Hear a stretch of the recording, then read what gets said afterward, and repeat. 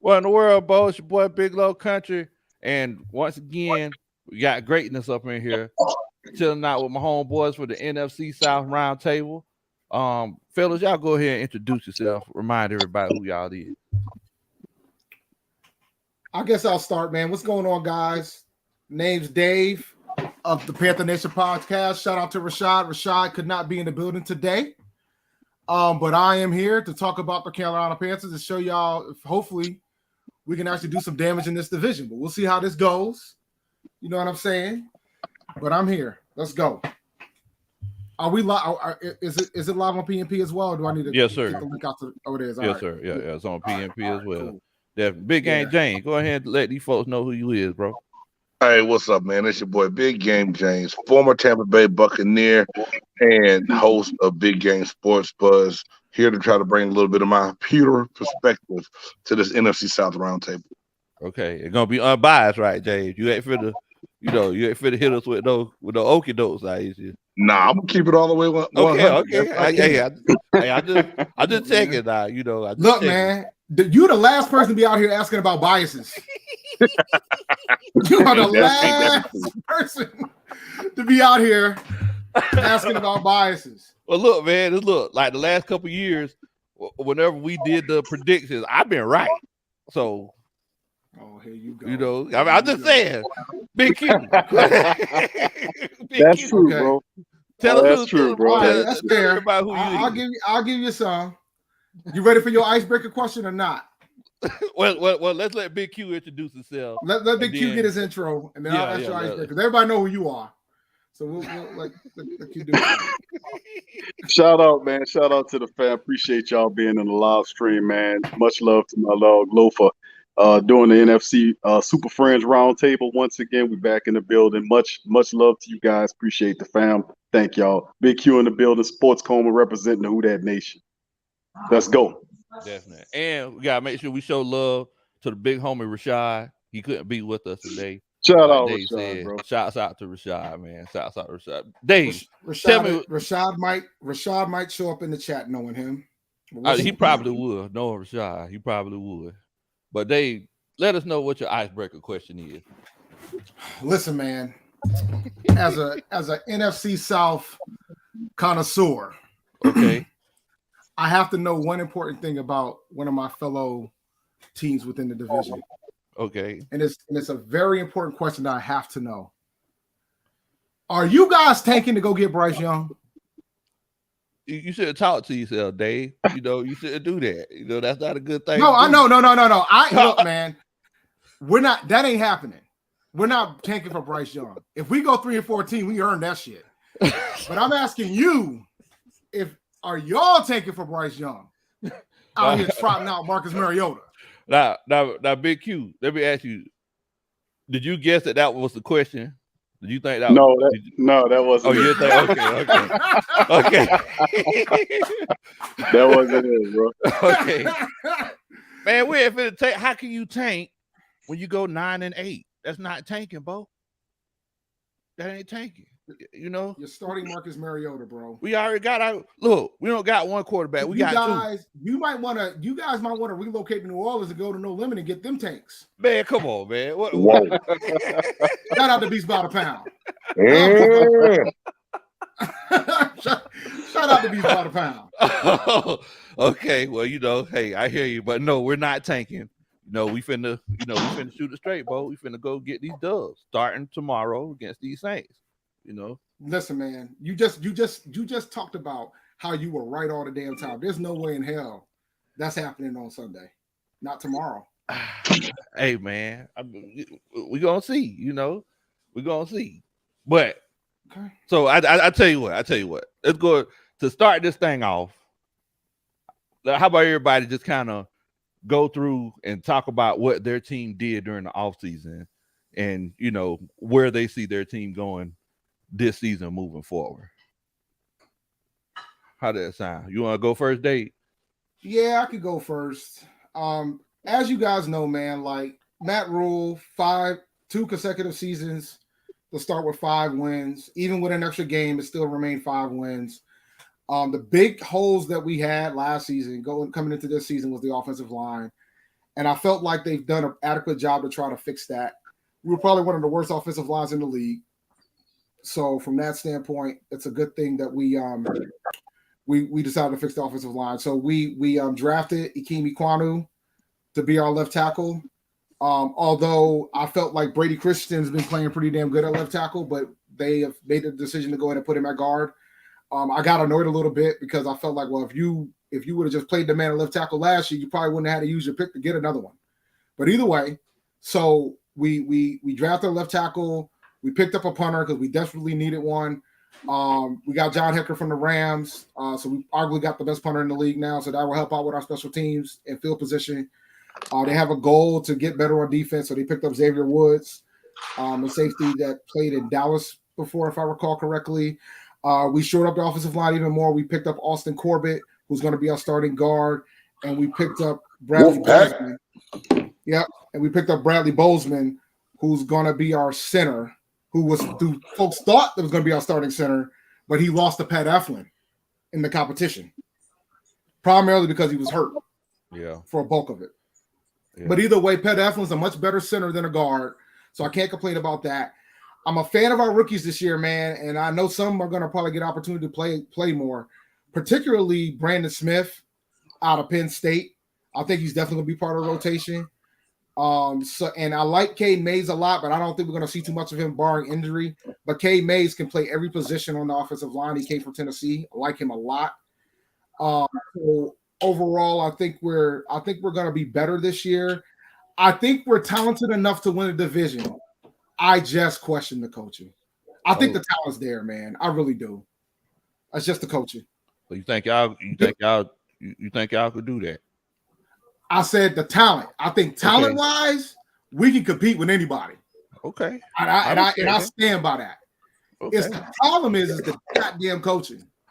Okay. And we'll see what that happens with that too, right? We Matt Rule finally swallowed his pride and got some more NFL experienced coaches on the staff. We got Steve Wilkes to coach the secondary.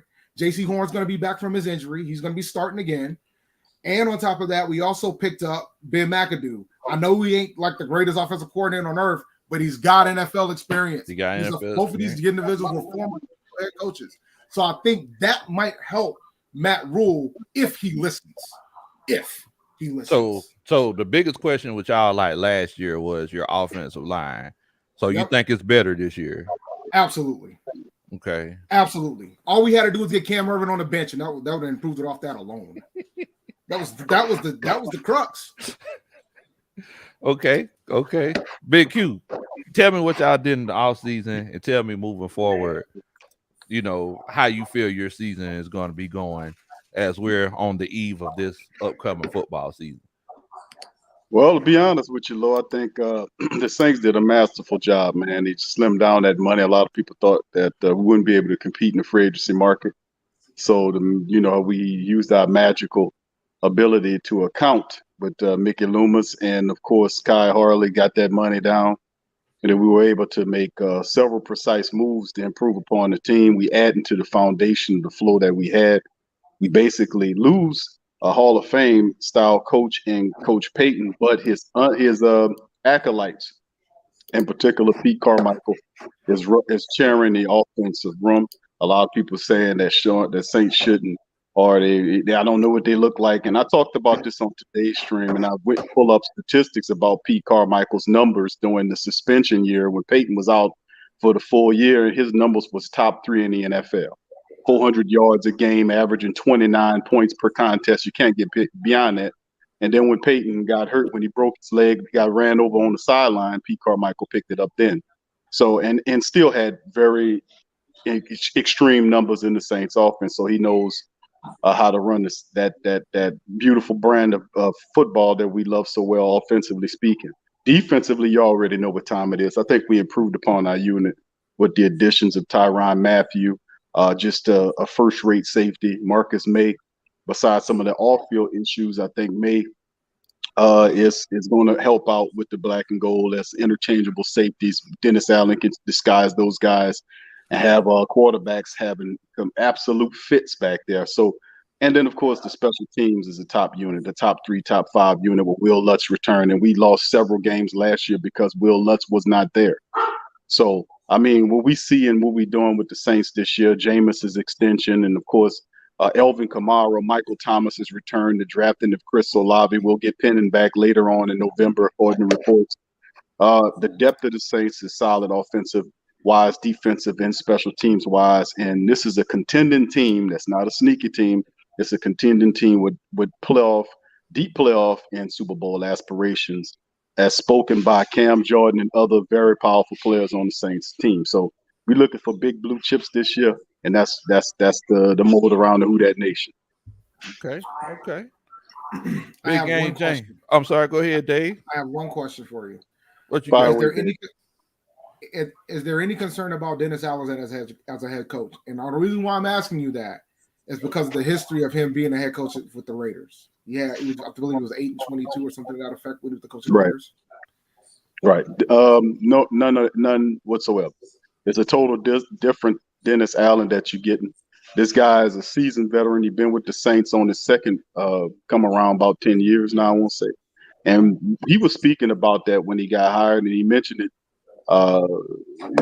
when reporters asked him about, the feel of things around the team. And the team loves Dennis Allen. A lot of the players already familiar with him. And the thing that Dennis Allen is going to do that's going to bring him a lot more success as than what he had with Oakland, where he didn't have much of a team, was pretty much he's going to rely on those veteran coordinators to carry the day. Pete Carmichael will run that offense and tailor it around Jameis Winston's strength and all of those fantastic weapons we have.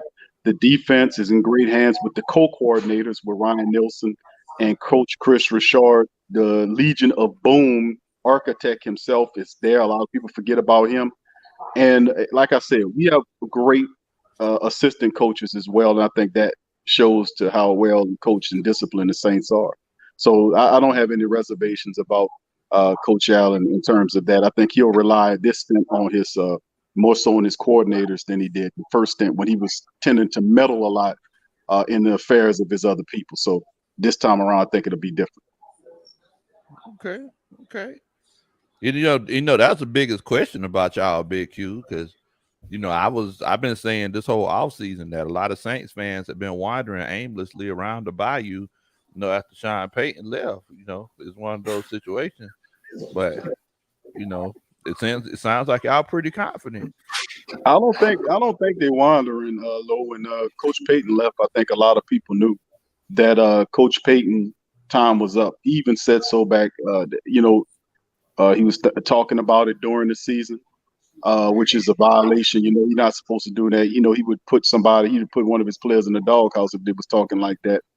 And then, of course, he even mentioned back in 2019 that he was thinking about stepping away from the game. I remember that. And I think, so I just think it was time for him to go. He did his thing, but I think it was great how he went. A lot of people, when Coach Payton left, he didn't take anybody with him. He went to talk about the game as a telecaster, which is totally fine because he don't need no offensive coordinators, no assistant coaches, and nobody to help him talk about the game on television. So he left everybody that would help him build that offense in that building. And I think that was the greatest transition that Coach Payton could have did if he was going to move on from the black and gold. So, I don't think I think people are a lot comfortable in the nature realizing. Definitely. Big game, James. What's going on, man? What's going on with the Bucks down there at Tampa, Bo? Like, what? Tom Brady retiring, then he changed his mind. He fighting with Giselle. What's going on? I got my theories about Thomas, but we'll talk about that later. Hey, it's a straight soap opera down in Tampa right now. Just to be God honest with you, I mean, first you go back. Bruce Arians steps away to take a consultant role. Todd Bowles gets named the head coach. Brady retires, and then as soon as we start trying to get active in the free agent market, he unretires and comes back. Then in the middle of training camp, he decided he had to take leave. Rumors has it that he was out in LA filming the Masked Singer. Other rumors was him and Giselle were at each other's throat, and she was threatening to leave if he didn't quit playing. It's just a lot going on to what's already a shortened down preseason now to 3 games, and to have all this stuff going on over your shoulders, and for this to come in to be the year that you think that get over the hump of getting Who That Nation so they don't, losing to them twice last year. But yet, there's so many questions still yet to be answered. Our offensive line is beat up. Stinny, who we thought was going to be fighting for a starting job, gets hurt in the preseason game where he should have been out going for the year. Now we got to slide a rookie into that star spot in Luke Gadecki. The picks we had were good, but it's just still so many other pieces out there. I never thought I would have said I'm nervous to see the Cowgirls tomorrow. Really? Just because, Lo, I always tell people, man, I never really panic until about the third week of the season, because those first 3 weeks, you generally going going with your game plan. You'll try to make in-game adjustments, but then you got to fine-tune things in the first, those first 3 weeks. After that third game, if those changes aren't happening, it's your roster, and you can't. It's bad normally. Okay. We didn't do a whole lot in the preseason. Brady played one game, and it was a quarter against the Colts, and I still don't know what we got. I don't know what the chemistry going to look like. We don't know. Hainsley, our center, that's a 6'8" tackle. You know how hard it is for somebody that tall to come protect the middle with a short nose guard that can get up underneath them. There's a lot of questions for me that have to be answered, and I think I'll see those. I'll see it tomorrow night when we take on the Cowboys. All I can say is I hope he got good knees. I hope he got some bend to him. Because that's a big old tall glass of water. Yeah. The thing about Thomas, you mentioned about the whole situation with Giselle. He recently said something on his podcast when he was talking about his family. Yeah. He named everybody but his wife. Wow, really? And so when I heard that, I'm thinking, something might have went down in the zoo. Maybe, but it's all speculation, right? Because things that happen with Thomas don't get cleared up till weeks later or months later. Or years later. Or years later. Yeah. Exactly. So you can't you could speculate that maybe he had to bounce to save his situation or what. You never know. But they were super hush when it came to when he disappeared. And I think I know you guys had a lot of offensive line injuries throughout the preseason. What's up, Randolph? Yeah.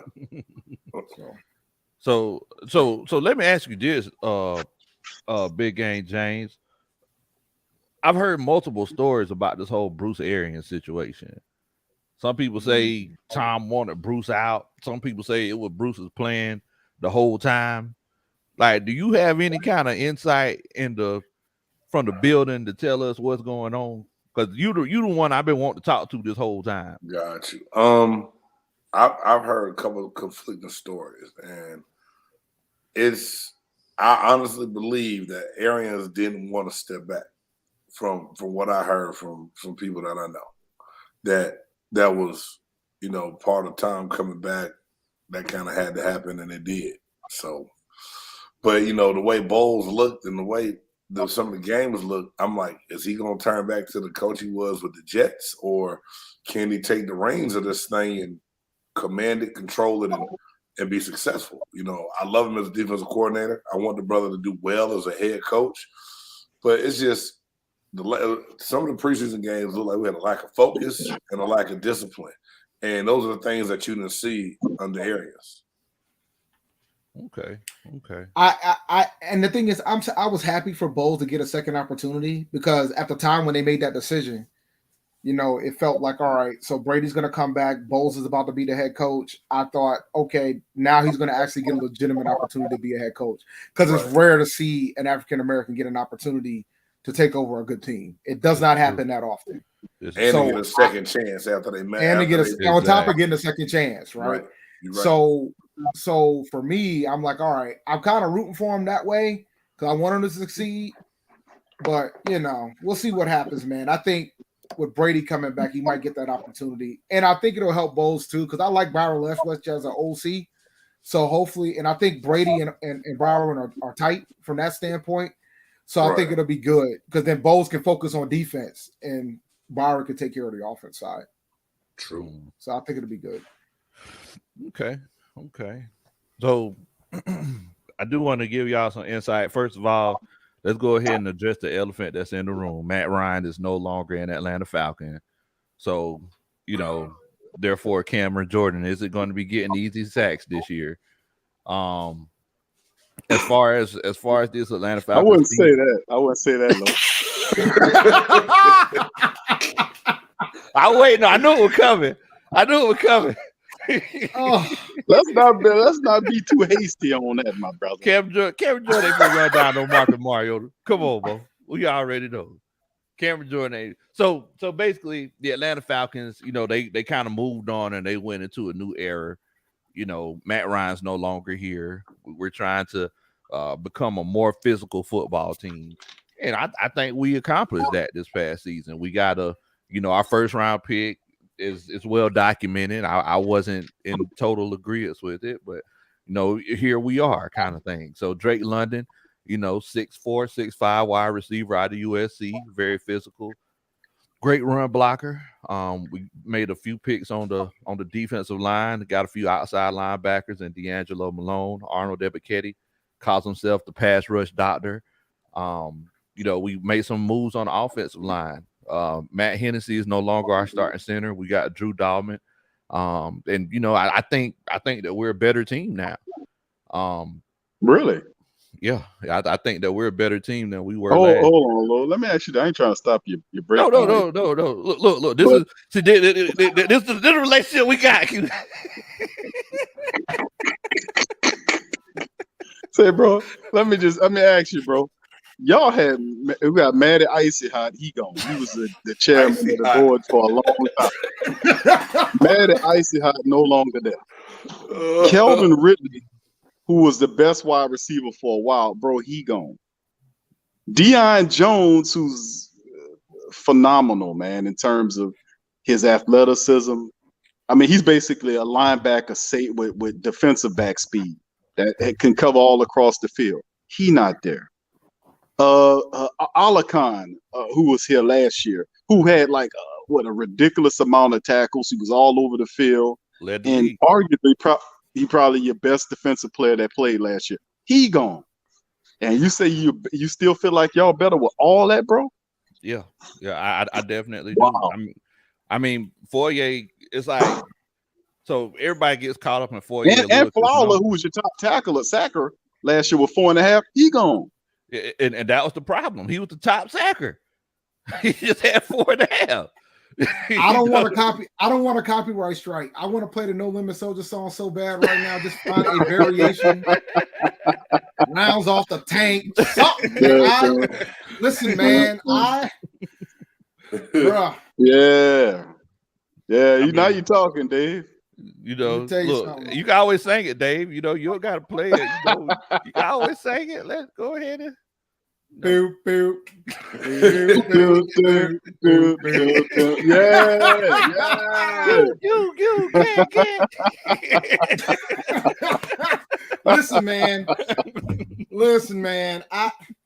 One thing that I thought about, because I never thought I would have to say this, but Matt Rule is the longest tenured coach in the NFC South. Is that but I mean, I'm just saying, that's wild. It don't sound right. Yeah. I feel that on that. It don't sound right at all. Wild to me. Crazy. That's crazy. But we all know that probably shouldn't have been the case. Oh no, he shouldn't have last year. But don't worry, man. I got to be nicer to Matt Rule. I was too tough on him. You was, Dave. You were very hard on Matt Rule. No, I'm not. When you were top 10, you just said that you were too tough on him. No, that's what the fan base says. I wasn't tough on him at all. When you out here making more money than some of these elite level head coaches making $9 million a year, nah, fam, I'm not tough on you at all. You should be winning games. He had to listen. Let's keep it a buck. Let's keep it a buck. All right. Let's think about the last two head coaches of the Panthers prior to Matt Rule. John Fox inherited a 1-15 team. Yep. And had him in the Super Bowl in 2 years. Facts. Ron Rivera inherited a 2-14 team that probably was worse than that 1-15 squad. No, not probably. Was worse. The worst offense we ever had in franchise history. It was a tough one. And we ended up in the Super Bowl in less than 5 years. So Matt Rule inherited a decent chunk of talent. Yes, Cam was hurt, Cam been battered, but they had a pretty strong nucleus, even with Luke retiring, even with Cam getting released. And this man has only shown me 5 games each season. And he out here making $9 million a year. Broke off. Dude, there's a lot of head coaches that are much better than him making way less than that. He's still the best man you had, bro. No, never mind. Not you, Dad. I was replying to a comment I seen saying really didn't play last year. Oh, yeah. He's still the best wide receiver I've seen. He's the best wide receiver y'all got in the last several years. And we can't confuse his stupidity with his talent. You know what I'm saying? Yeah.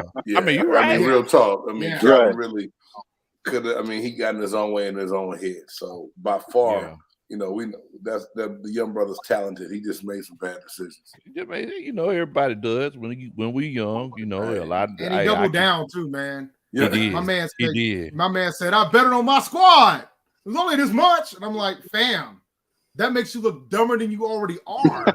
Exactly. Yeah, but Dave, the one thing I said on a show I was on when I was talking about that whole topic was, why does the NFL get to splurge and do deals with DraftKings and sports books, and then punish the players for partaking in what they selling at the same time?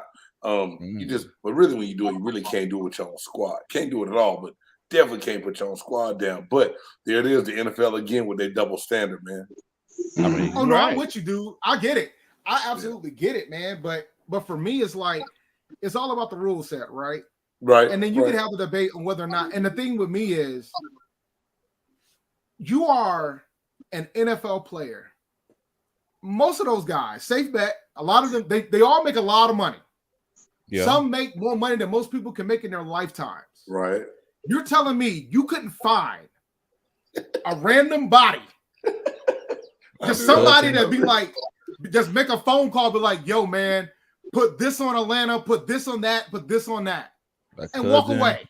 Auntie, cousin, anything. Aunt, you know, grandmother, the little duffel bag boy. Everybody got one of them. Duffel bag boy. Yeah. Somebody. Give money. Anybody. You ain't got to do it yourself. Right. No doubt. Man, that's crazy. Yogi Bear commented. He said, Saints, Panthers, Falcons, Bucks. Dun, dun, dun. That's a Superman chat. Thank you so much, Yogi Bear. Much love to you. Yogi Bear, you really believe that? That's the order that's going down. Is that the order right there? Because I'm loving that. I love that order. I would like that. Personally, I would actually like that. I would legitimately like if we end up second place. Of course you would, Dave. Of course you would like that. You know who else would like that? You know what else would like that? Matt Rule. He would love that. Oh, of course he would. Of course he would. Because that means he got he's gonna keep his job. Yeah. Well, I'm gonna be honest, man. If he wins 7 games, he keeps his job. If he wins 7 games, you think 7 to keep it? Come on, Dave. Yeah. Really? I feel like he got to be over. I feel like he got to be over 500, man. Initially, bro, I thought, all right, if he makes he got to make the playoffs and then he keeps his job. But the more that I think about it, the more I feel like I just think he can't be out here trotting out 6 wins or 5 wins and below. Like he's got to show like some level of progress, and it's a mess right now because of the quarterback situation. When you consider the fact that we won't have, like, we got Baker Mayfield on his last year of his deal, Sam Darnold on last year of his deal. So if Baker trots out 7 wins, probably ain't gonna re-sign him. So then what? You know, man, I don't know. It's a tough spot. It's a tough spot. And I'm gonna be honest, Dave. That's why I really feel like y'all gonna be last in the division this year. And you know, it's not because we have this, this rivalry, quote unquote, non-rivalry deal that we got. There you go. I'm just saying, I just don't feel like I feel like the Falcons are a better team than the Panthers. You're wild. Overall, What position? Be honest with yourself. What position on your team you think you got better than us? Secondary. J.C. Horn, you sure about that? We just seen J.C. Horn play 1 game. J.C. Henderson? And he shut that. And look, he was one of the most efficient corners in the league. And he played more than one game. He played 3 games. Okay, so he played 3 games. Is JC Henderson? Is JC Henderson? Is he better than AJ Terrell? Henderson. Huh? Is he better than AJ Terrell? No, but I'm pretty sure JC is. Man, if was a fifth day, we all be drunk. We'll all be drunk. So you just named one position. What else you got? Tight end. Okay, come on, dude. Like, all right. Okay, y'all got Kyle Pitts. We got Tommy Tremble, Ian Thomas. We primarily use our tight ends to block. So, okay, I'll give you that one. I'll give you that one. Okay. You gave me tight end and the secondary. Yeah, tight end, secondary. Because you're not gonna say receivers. You damn sure ain't gonna say running back. I can't say receivers. I can't say receivers. I mean, can we really consider the running back situation? It's like, Christian McCaffrey, he be in the hospital more than Meredith Grey on Grey's Anatomy, bro. Damn. Damn. That guy, Coach Roney, laughing in the background. Look, man. Look. I drafted Christian McCaffrey twice at number 2 overall. Woo. That tells you how much faith I have that he's gonna stay healthy this year. Hey, man. Hey, I hope he stay healthy because he got a lot to prove. Fool me once. Shame I know. You want to do the George Bush one? I got to because McCaffrey almost got my ass a couple times, man. I couldn't do it again. You couldn't do it. Had to let it go. Fantasy nightmare. Break your heart. Exactly. J. Cole, he from North Carolina. J. Cole told you. They'll fool me twice. You ain't gonna fool me again. Yo, I will quote that shit from George W. Bush anytime I hear "fool me once." That was the best quote mess up. Every time I'm quoting that, I'm gonna quote. Yeah, he messed that one up big time, bro. It was funny as hell, though. Yeah, I mean, but I'm just saying. And then he tried to go in politic mode. He tried to get his rhythm going into politic mode. That shit was hilarious. Tried to clean it up. Yeah, fool me. Yeah, that was funny, man. But I mean, look, we gonna go into like the order, that the division is gonna end in, at the end of the show, and you could explain why you think the Falcons will be worse than the Panthers, but I mean. Oh, I never finished telling y'all. So somebody said earlier in the comments, they said, "Low, you can't put lipstick on the Falcons. They just that ugly." Well, look, I'm gonna tell y'all something. I said, "Look, I'm gonna tell y'all something." And Dave, I'm pretty sure, man. I'm pretty sure you know Dave, because there's another person that's from North Carolina. Fantasia Barrino, right? Fantasia Barrino. What you think? High Point, North Carolina. Yeah, High Point. We were just talking about that. About High Point. Think about when Fantasia Barrino comes out to a concert. I've never been to one of her concerts before, but she probably comes out and she says, "Hello, everyone. My name is Fantasia Barrino, and I'm going to sing a song for you tonight." And you'd be like, "Oh, this is her voice. This is how she sounds." Then she starts singing, and it sounds a whole lot better than what it did when she was talking. It surprises you. That's what I'm saying. That's what's going to happen with the Falcons this year. The Falcons, really? It doesn't look good, to y'all, but we see, we see what's going on behind the scenes. And I'm just telling y'all, we finna catch y'all off guard, bro. Big Low, you been in that holy water again? Yes, sir. Yes, sir. All day long. Was it from Jackson, Mississippi, or from where you live? Oh man, it's from where I live. Mama country, mate. Okay. Yeah. Okay. All night long. I've been on it, bro. Okay. I've been on it. Okay. I've been on it. But I'm just saying, hey, man. Listen, man. I'm gonna tell you something, bro. I had to go ahead and go at some Cleveland Browns fans in the offseason because they were losing their damn mind about this situation with Jacoby Brissett. I had to remind them about who the hell they are. You are still the Cleveland Browns. You still have only won one playoff game since the 90s. Yeah. You are still Cleveland. I don't give a damn what's happened recently. And the one that got you that one playoff win you've had over the last 30 years is now our quarterback. You are still Cleveland. Hey, man. You're right. You're right. Cleveland. Just like Detroit. I love Detroit because their GM is Brad Holmes, went to A&T. I like what Dan Campbell's trying to do, but you are still Detroit. You are still Detroit. You're right.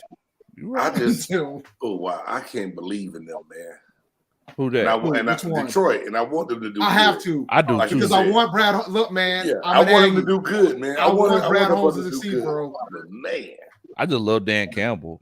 It's like Dan Campbell. He reminds me so much of myself. Like whenever I coach the same kind of way. Same kind. I used to say crazy. I mean, I'm sure y'all could see from talking to me. I used to say the craziest stuff whenever I was coaching. Like the Falcons are gonna not tank. Okay. Nah, what we need tank for? Why should we need tank for CJ? We got a quarterback.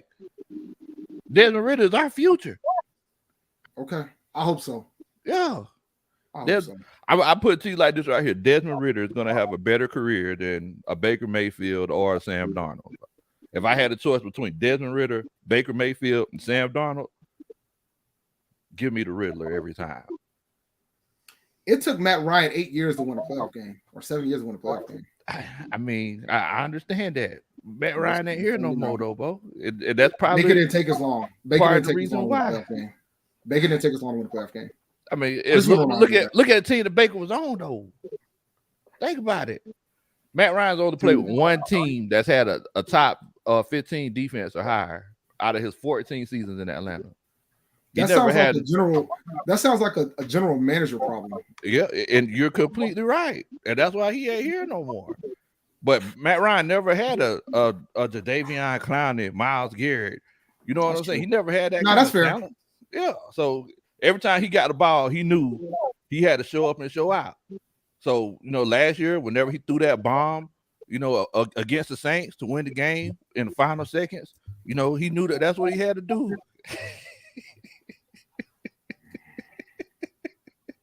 Much love to you, Big Q. Much love to you, Saints fans. I just had to throw that in there for the bar.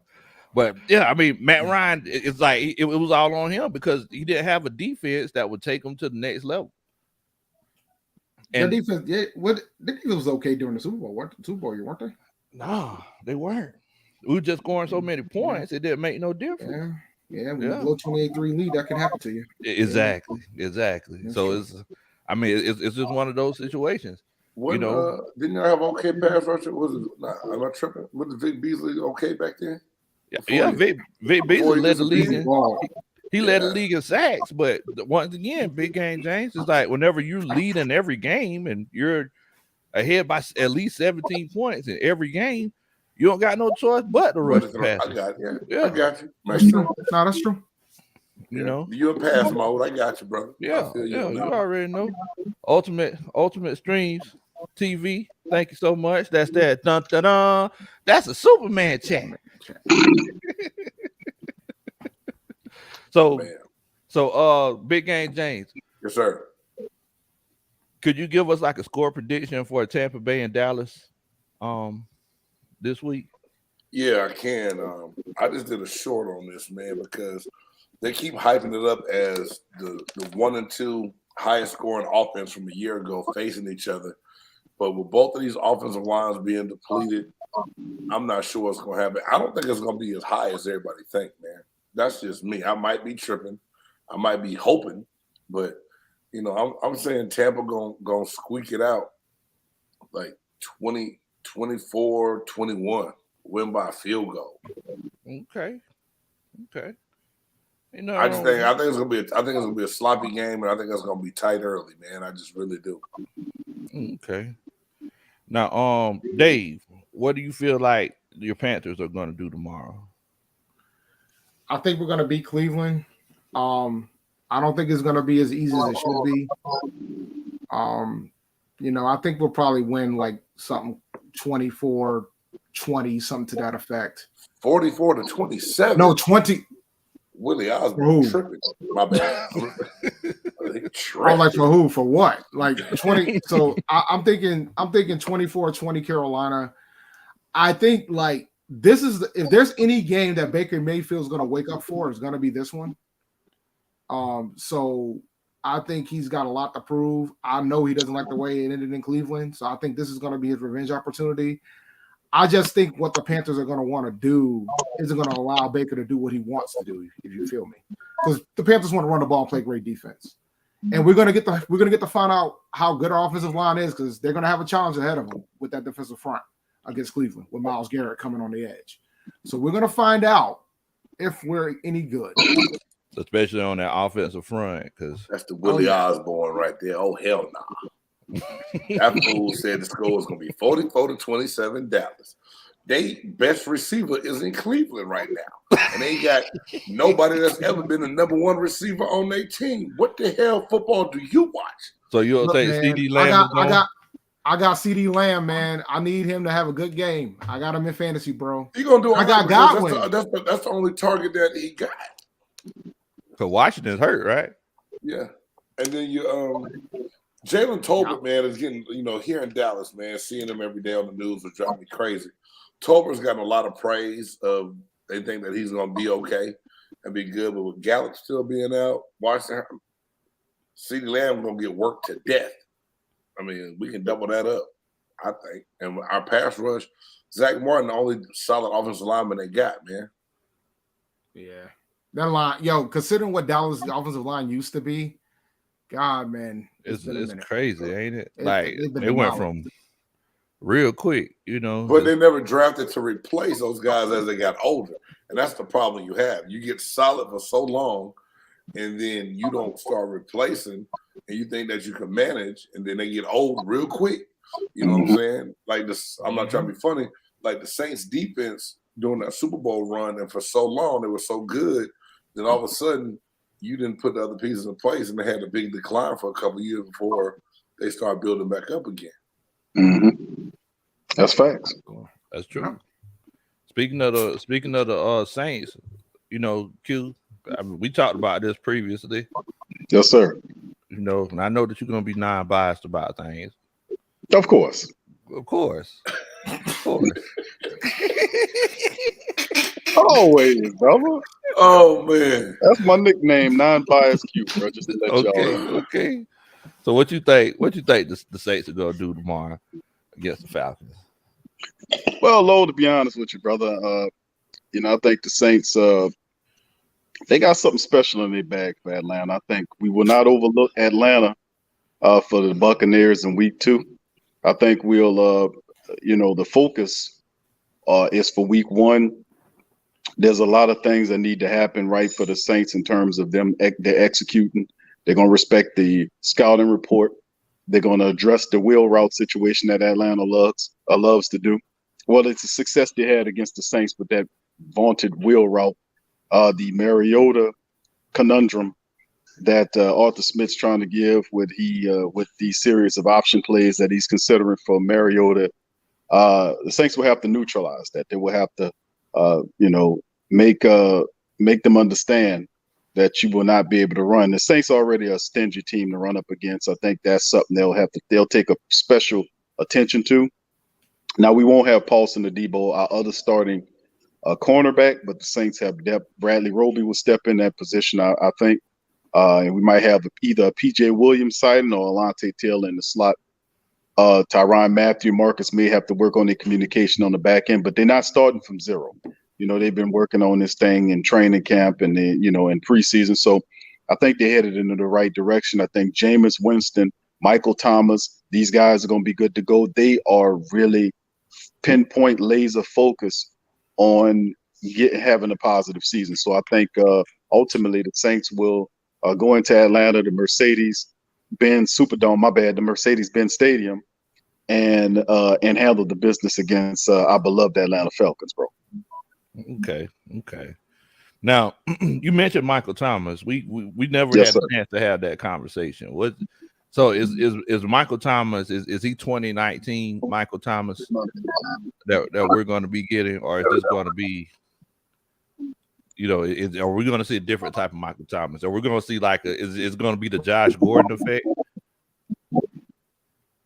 No, not absolutely not. Michael Thomas, many people didn't believe when Michael Thomas broke that single season catch record that he would do that. The detractors was saying at the time, when he caught it, he won't get it, he got it. But the same people that's saying now that he can't achieve it are the same people that were saying that he couldn't achieve it then. So you don't really listen to them nimcompoops. But Michael Thomas, if he he's a season removed from his injury, not 2, like they like to misquote. he is really focused. And the thing about Michael Thomas, people keep forgetting, is that he's great. He has a champion's mentality. He's an ultimate competitor. And I'm warning people out there, you never, ever bet against those type of guys. They'll make you pay every time.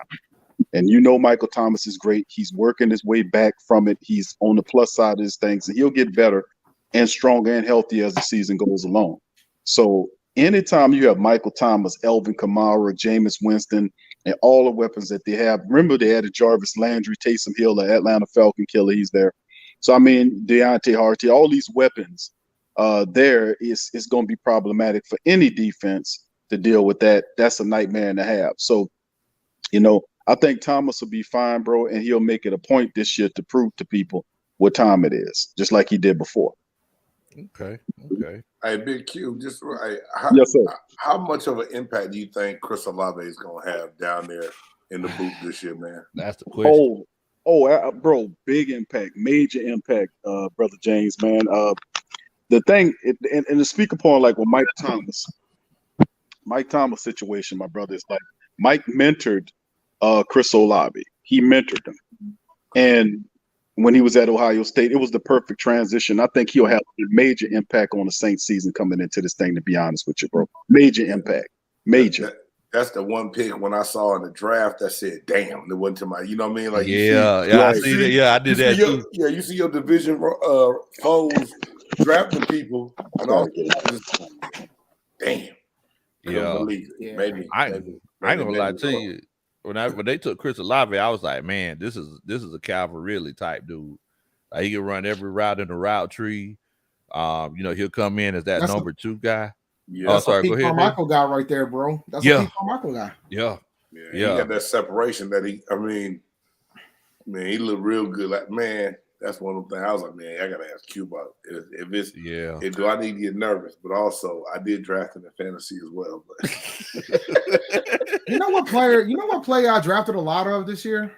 What's that? Who that? Brandon Cooks. I got a lot of Brandon Cooks, bro. I think that's a good pick, Dave. You know what, Dave? He's a sleeper. I feel you on that. Dude. And I was hesitant in a couple, and every time I thought I might give him a shot, the person right before me took him. Yeah. Bro. Him and Mike Williams. Target monster, bro. That's what he's gonna be. He's getting number targets. Yeah. Who the hell he was gonna throw to? Right. I legit don't know. You got Nico Collins, but okay. I didn't even think about Jarvis Landry being down there in New Orleans too. Yeah, Jarvis Landry. Yeah, they haven't really talked about him like that, though. But that's the scary part though, because Landry puts that work in, man, and he's not a slouch at all. But the focus is, I think a lot of the focus has been, from what I've seen on my end where I'm at, is Jameis getting money. How is he going to do? How is he going to transition? Is he going to be able to take over?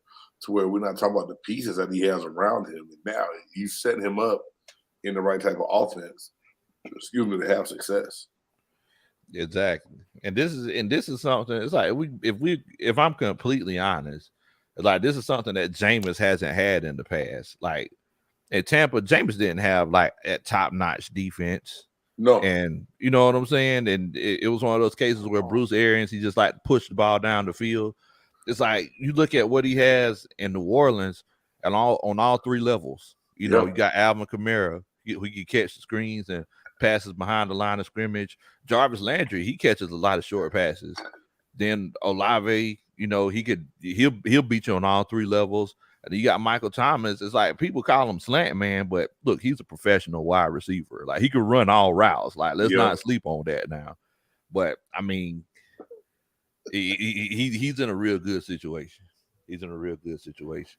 Now, I mean, as far as what I think is going to happen tomorrow, I think the Falcons.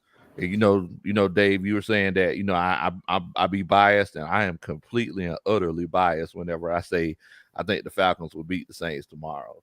I just really feel like we could catch people by surprise this season, especially with this first game. We're rolling out a new offense, and it happens every year.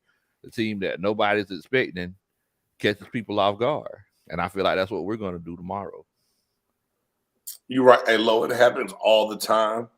And I think that's why, so somebody had me on a show the other week, and I was like, man, this is one season I'm really nervous about, because I think as soon as Brady came back, a lot of people, especially in the mainstream media, started talking about, oh, Tampa's back, Brady's going to be on his reign again. But there's so many other pieces and parts that go into it, and yet your division foes are working to get better every single offseason, and you're like, who's going to be that toughest competition this year? And it might not automatically be the Saints. It might be the Saints and the Panthers. It might be the Saints and the Falcons.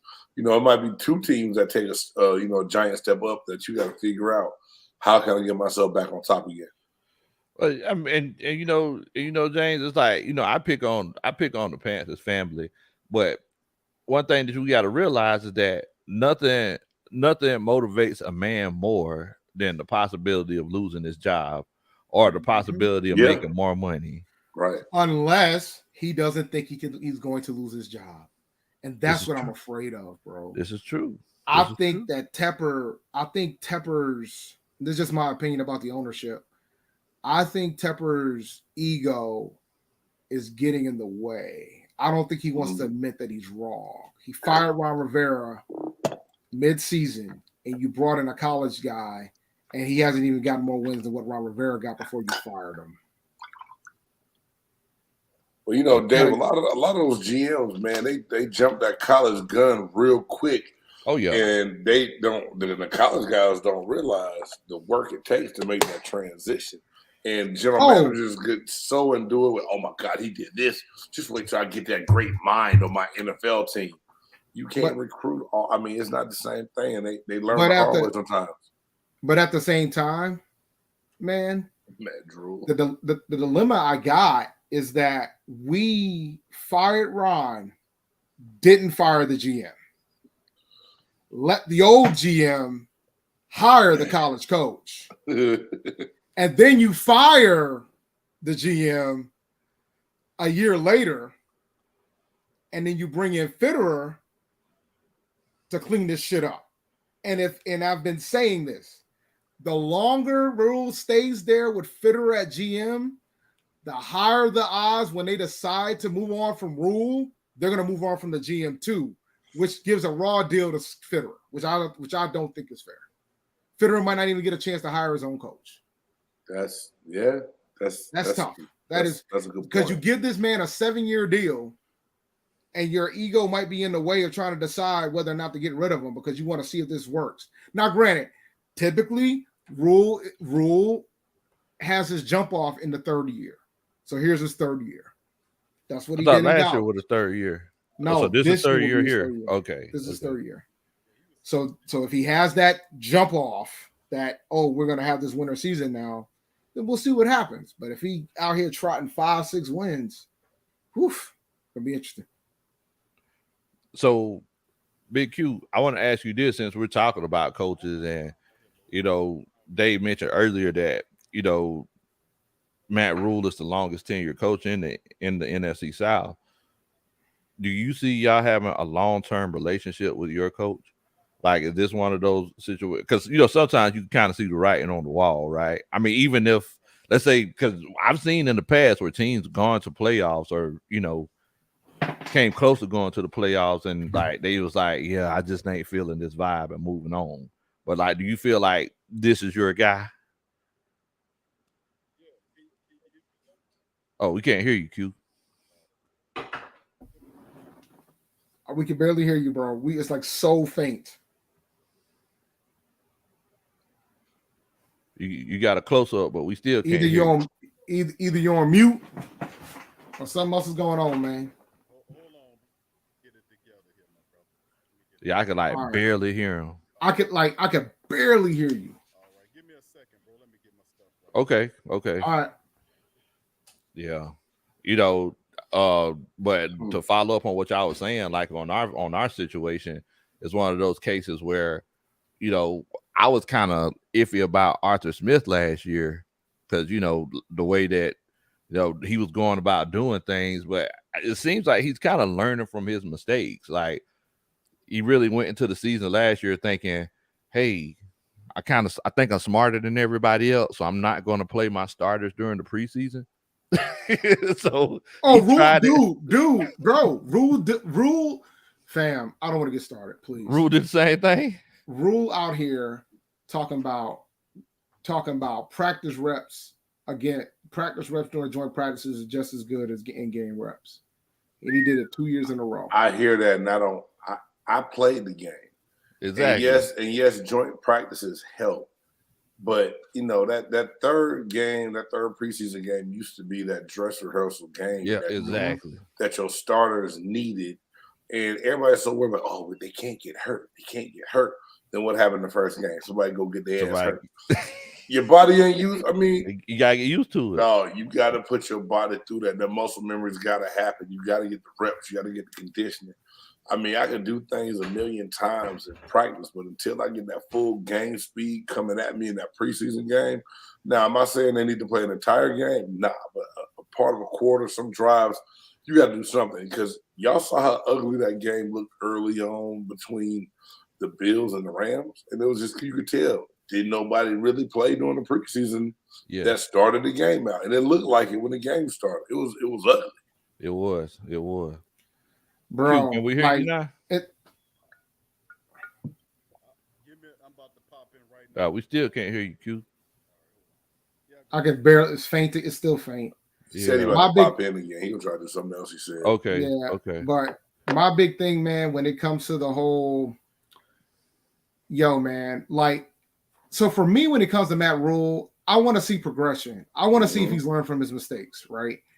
And last year he said that, oh yeah, the joint practices against the Ravens is just as good as the in-game preseason snaps, which is why they didn't hardly play Sam Darnold. And then, but fortunately, because we were going up against the Jets week one, Sam Darnold looked like $1 million for the first 3 games, and then reality set in that he's freaking Sam Darnold. Right. But with Baker, with them having that quarterback competition, it really gave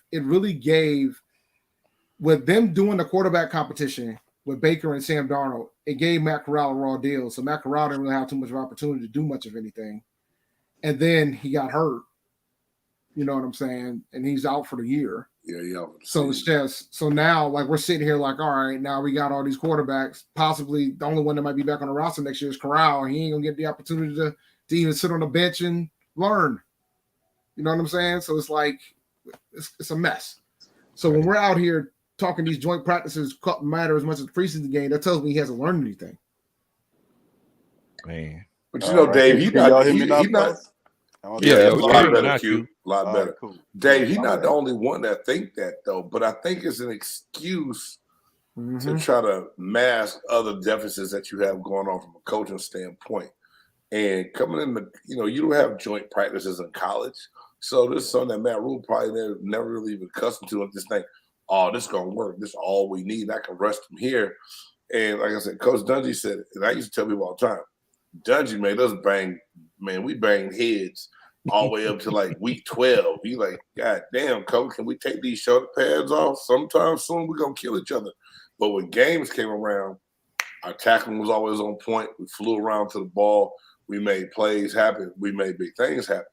And now I know the rules have changed now, how much they can have contact and so many days on and so many days off.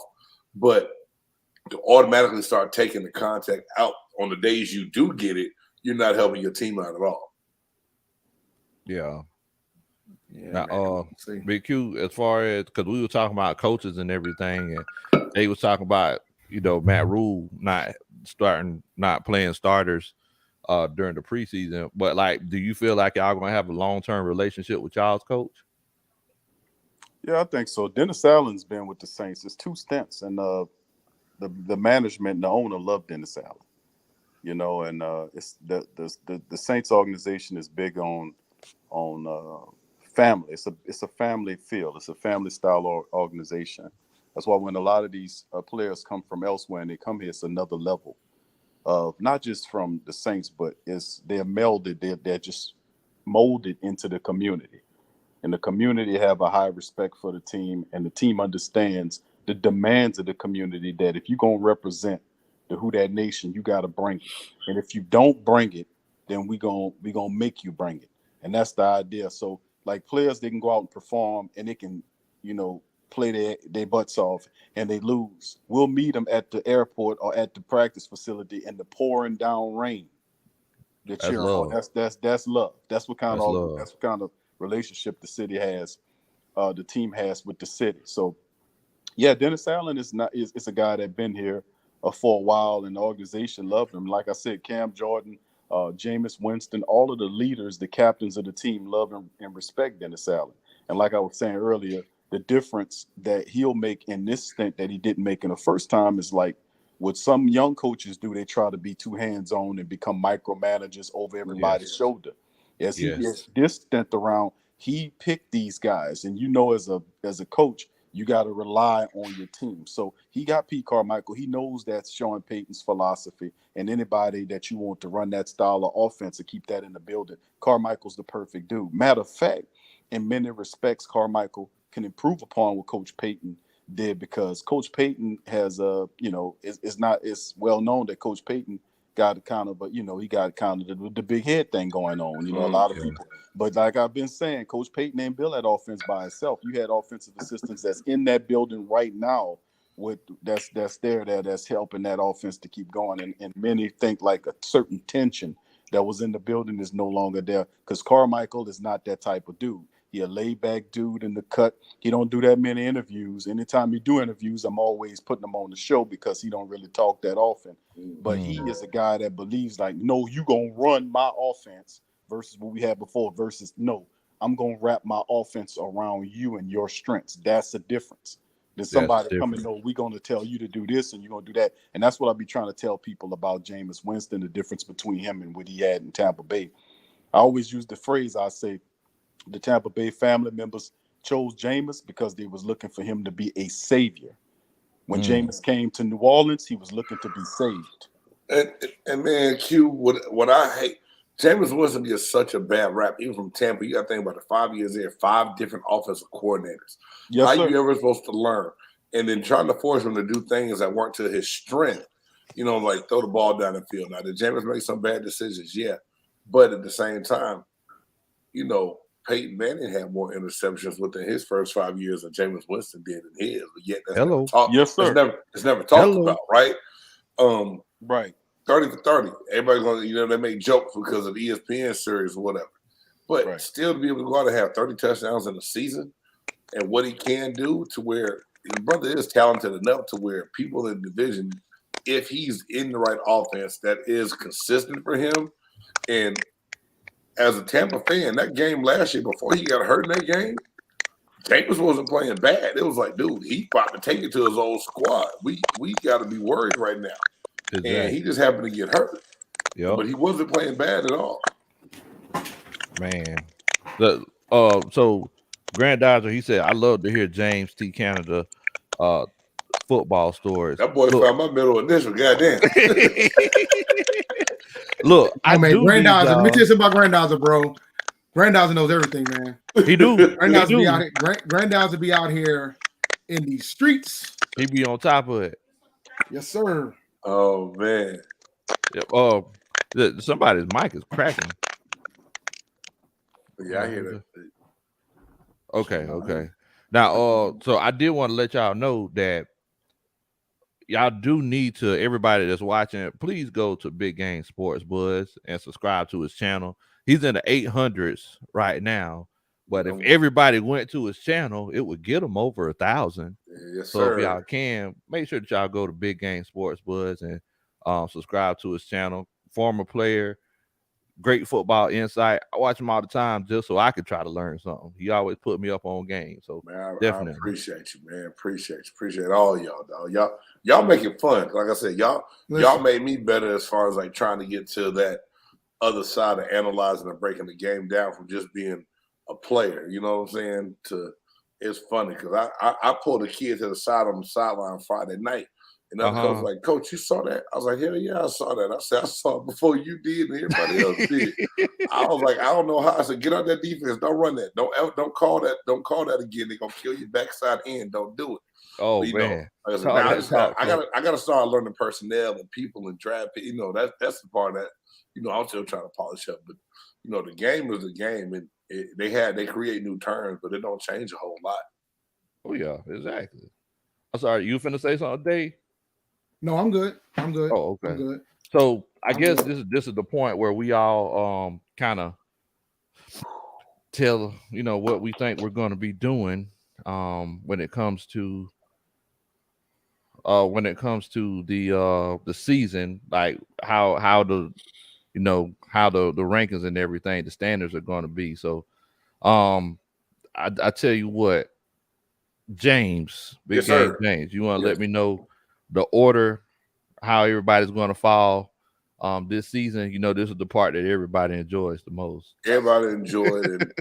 Hey, Low, I'm the kind of guy. I'm a little old school to where is, and until I see it happen, the Bucks are gonna have to make a believer out of me. So all my people down in Raymond James don't hate me right now, but for the way we got controlled over the last 2 seasons, I'm gonna go Saints 1, Bucks 2. I think Carolina's I think Falcons 3, Carolina 4. Man, okay. You almost did it, man. You almost. Almost. I think Baker is better. More. I like you. I like some of the pieces y'all have all around you, Dave. But I don't know. I think Mariota is an upgrade for that offense and the way they want to run that offense in Atlanta, to where it's going to be improvement from the Falcons on the offensive side of the ball this year. Okay. I mean, Arthur Smith knows Mariota well, hence why he signed him. So I get right, that. exactly. Yeah. So that's kind of why that pick is there for me. Tampa, we do have the deficits on the offensive line. Tom Brady still gives us a chance to be successful and win. He does that almost anywhere he would choose to go. So I think that's going to happen. The Saints, man, that defense, Cam Jordan is a one-man wrecking crew. Sometimes I say on the front, to where he demands a double team and he opens it up for everybody else. And to me, like I said, football doesn't change a lot. The game is one loss up front. And if we hurting up front and you thriving up front, I'm scared. That's just the God honest truth right there, man. So that's how I think it's gonna go down, man. And I hope we can edge out and win this thing. But we won it last year, but still to have 2 losses to the Saints, I mean, just goes to show, we got to handle that. We got to split or sweep. I think to prove that we for sure can control and dominate the South. Okay. Dave. Dave, tell me what you thinking, brother.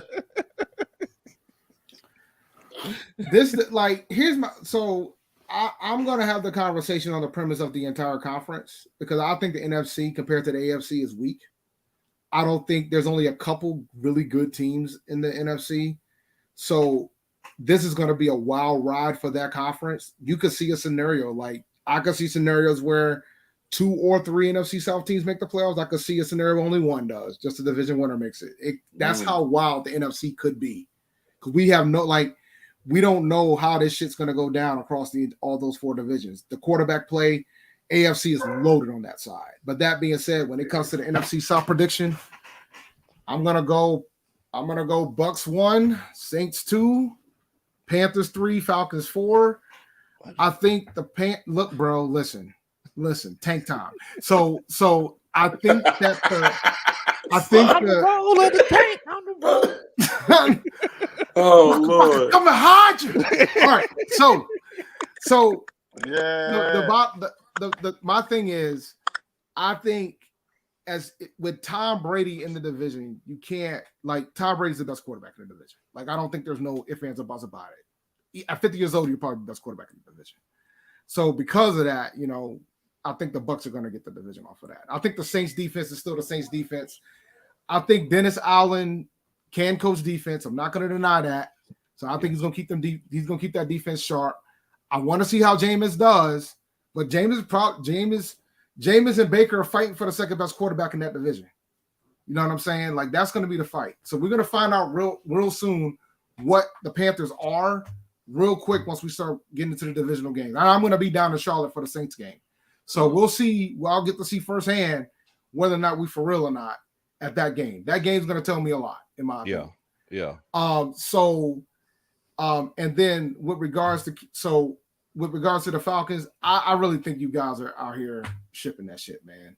I think your offense will probably be better, but I just think that there's still a lot of pieces you guys need. And in my opinion, I don't see you guys not going above fourth. Now I could be wrong. I've been wrong before. I think like I said, Matt Rule's going to have to bring home more than 6 games. The over/under for Panthers wins is 6.5, and I think that's pretty much his job. He got to hit the over to keep his job. If he hits the under, he's out of here. You know, that's my opinion on that. Like I think like some people think he needs to make the playoffs this year, but I don't know, man. It all depends on how Tepper feels about it. Tepper seems to be behind him, and he doesn't seem like he wants to pull the trigger from him, but it's got to be bad, you know. And I can see this season going 3 different ways. Either we're going to get like 7 to 9 wins and miss the playoffs, or we surprise folks, get 10 or 11 wins and make a wild card spot or something to that effect.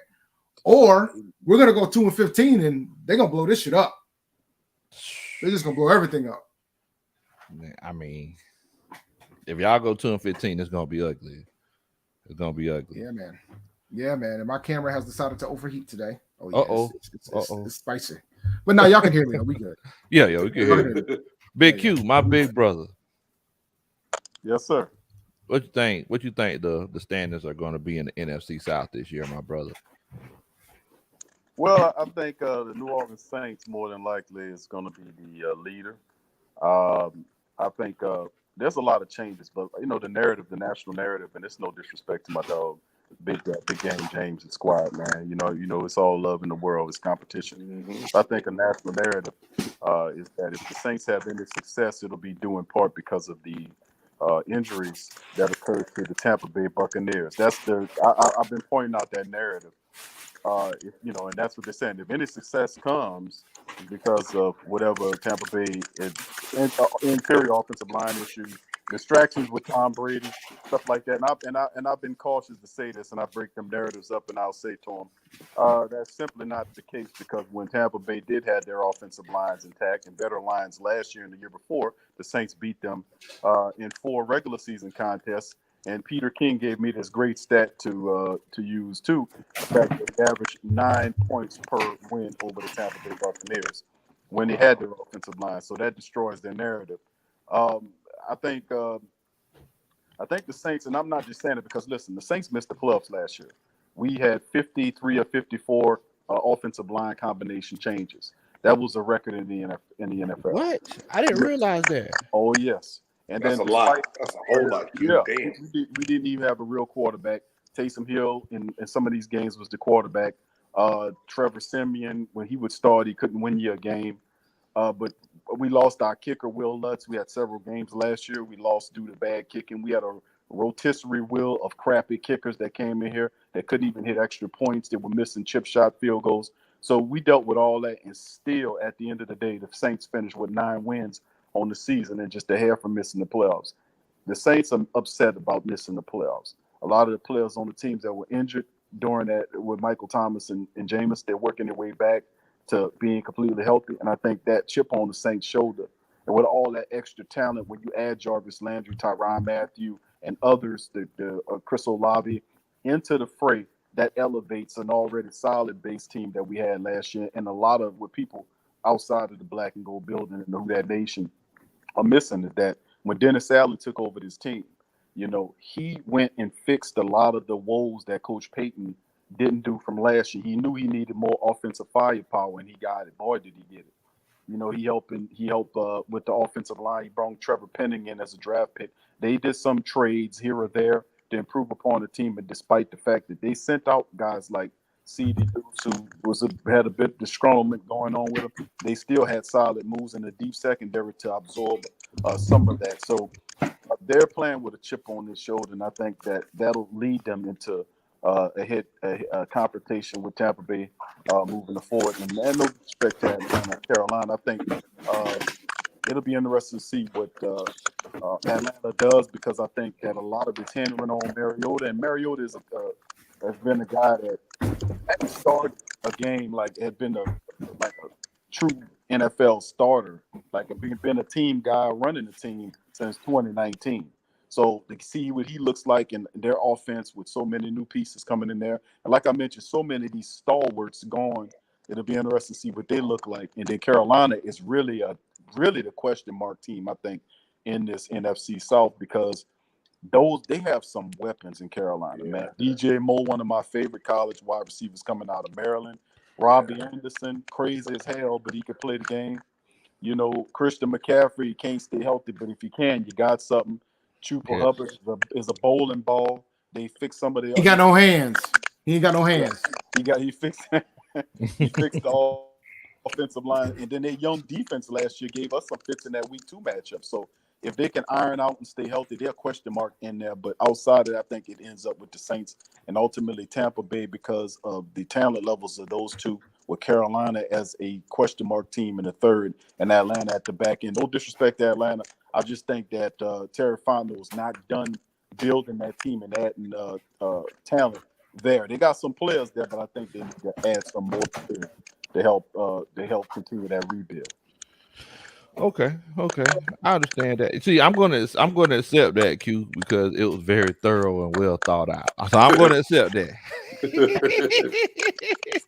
Thank you, Lord. You ain't got much of a choice. All right, so I'm finna go ahead and give y'all mine. So I'm finna go ahead and tell you.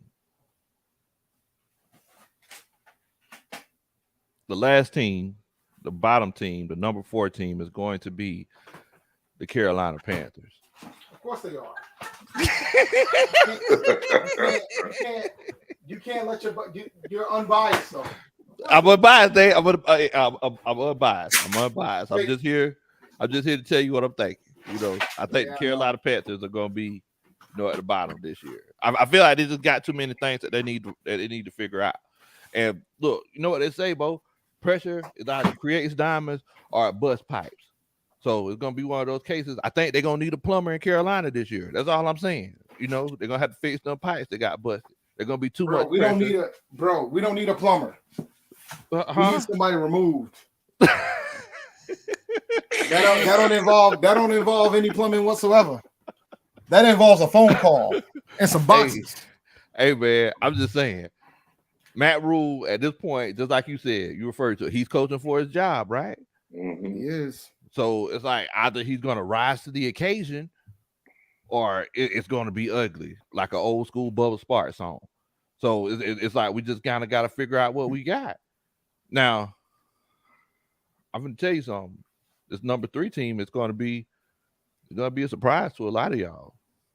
Oh, here you go. That bias is clapping. I know. I feel it. I feel it coming. I ain't being biased. I just said. I feel it. What else you say? Tampa We Bay. feel it. We ready. Tampa Bay, number 3. I'm just gonna put it out there. Tampa Bay gonna be number 3. Man, Tom Brady, he got too many problems at home. You know what they say, Big Q? Whenever you got problems at home, ain't nothing right? Facts. Yeah, he got too many problems at home.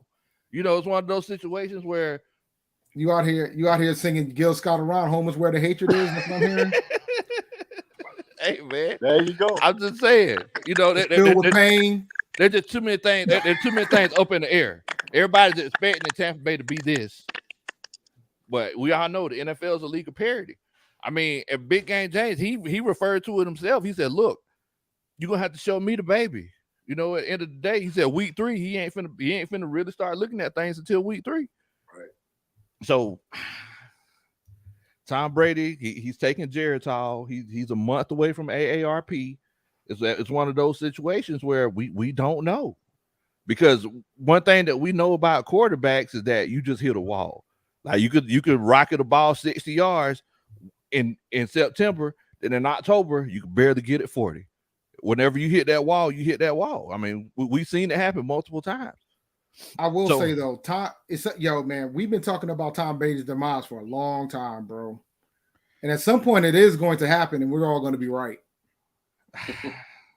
I'm serious. Like, Father Time is undefeated. Father Time is undefeated. Never lost. Never lost. Never lost a game. He never lost. I walking up my driveway today, hip started hurting out of nowhere. I was like, oh, what in the world now? You know, I never thought I'd be at the point. I banged my knee this morning. I thought I was about to die. That's what I'm saying. Yeah, if you was in your 20s, you'll be like, "Oh, I'm good." Bro, But y'all I'm sitting. got all that pain going on. I'm Bro. hey, Q. I'm telling you, I started looking up orthopedic doctors. I never thought I'd be at that point. I need to find an orthopedist. Like, what in the world? Hey, Lo, I ain't trying. I feel you, dog. I was talking to my wife this morning about I got to start buying shoes for comfort instead of looking cool. Exactly. Oh yeah. Oh, I've been in that era, bro. I'm like, I've been in that what the era. hell? Hey, my son like, Daddy, why you don't wear no J's? I can't stand up in J's. Look, the only Jordans that are comfortable to me are the 11s, and that's it. Like maybe the 12s, and that's it. That's the bar. I am not putting 1s through 10s on my feet. Ain't happening. Because they ain't comfortable shoes. I've been wearing hush what you puppies for call years. them, bro? The shoes John Madden used to wear with all the cushion. What you call them? Man. Who was the ones that you wear with all the cushion? The older fellas wear for all the cushion. They super cushiony. What you call them? It ain't New Balance. Hold on, man. No. They had a. Oh man, I can't remember the name of them. They come in colors like brown and gray. They got like brown, black, and white. That's the colors they come in. They had the gray ones too. Had a Velcro across the strap, across the top. What I'm talking about, yeah, that's right. I know my daddy. You know it ain't Dr. Shoes. That's man, I can't think of them right now. But that's the older people buy them shoes. Yeah, it wasn't a Red Wing, was it? No, it wasn't Red Wing. You're close though. My daddy used to call them hush puppies. That's what he used to call them. Yo, man, I got like I'll occasionally buy some Nikes, but they got to be comfortable. And I used to buy I used to collect some shoes too. So, you know, a matter of fact, I just bought a pair. I don't have them down here, but it's a pair. It's a pair based on it's a video game pair of Nikes. It's called the Blue Voids, Evo Moment 37.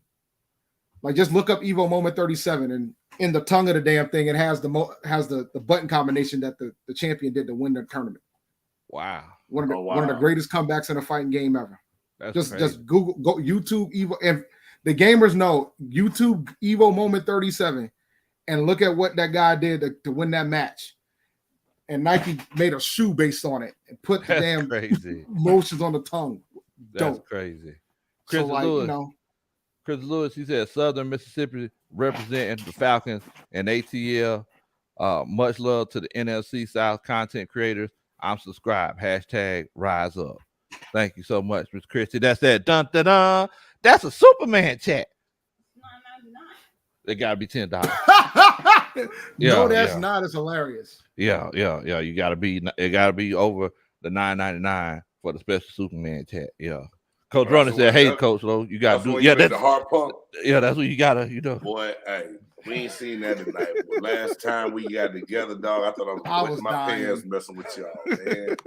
I was dying. Oh man. Between you dancing and accused Mickey Loomis, dog, I don't even know how I made it out of here in one piece, dog. I don't even know how I made it out of here, dog. Rich Rules said Q Low going to sip on that corn liquor until kickoff. That would be a Superman chat. Come on, bro. What what word? Dun, dun, dun. That's a Superman chat. See, but since you mentioned Mickey Loomis, and I'm sorry, I do need to finish my so I got Tampa Bay number 3. I got the Falcons number 2. Falcons number 2 team. Y'all ain't gonna make the playoffs either. If that happens, y'all absolutely not making the playoffs. Wild card, bro. Bad happened to Tampa. Wild card, I'm telling you. Wild card. No. Hey, Big Low got that mystical going on right now. Still smoking. In my hotel room getting loaded.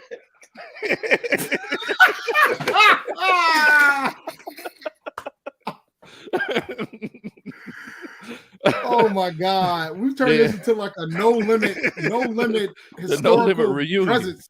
Yeah, man. But and then I got the Saints. Number 1, losing the first round of playoffs. Losing the first round of playoffs, though. That's the thing. My dog done came and attacked me. I'm sorry. Oh, ain't no problem, man. But Q, if you could you give us, because the Falcons family, they've been wanting the Mickey Loomis for the last few months. If you could just give us a little bit of the Mickey Loomis, if you don't mind, Well, yes, sir. Yeah, no problem, Lo. Well, Mickey, I'm gonna have to get Mickey to chime in, bro, on your comment about the Saints missing the playoffs for this year. Getting beating the playoffs in the first round. Okay. So we got to address that. All right. So Mickey, he on top. Lo, let me tell you something. Number one, let me tell you something here, Lo. Let me tell you. That was a bad pick, you know. That's a bad pick, Lo. Let me tell you something, buddy. You're wrong, you know. We worked really hard, you know, in our building here to build this team. Let me tell you, we did a great job, you know. And let me tell you, I feel like sometimes people don't really, they don't appreciate what we do. Let me tell you something. There was a situation that occurred recently. You know, we had Chauncey Gardner-Johnson. Listen, I like Chauncey. I really do. But Chauncey was forcing us to the table to negotiate. And I was like, I don't like people forcing me to do that. I remember when I was a boy, this was a long time ago. My uncle forced me to eat some greens, and I didn't like that too much. So when I decided to do it, I just made it a mind in my mind, you know, you don't have to worry about it. I don't want to do that anymore. So, you know, when we got down to it, and he didn't want the money, I just said, talk to Dennis, man. You know, and we traded them, have a good life there, Chauncey. But at the end of the day, you know why we didn't extend Eric McCoy because he was quieter, you know, and that's what we like to do here. So, Lo, let me tell you something. You're wrong, Barry, for saying we're gonna lose in the first round. We work hard here in the team, and I'm just gonna put you on the run. I guarantee you we'll win the first round. Let me get you straight, buddy. Oh, okay, Mr. Right? Loomis. Thank you so much. Thank you so much for your time, Mr. Loomis. Thank you. You're welcome. You guys have a good one.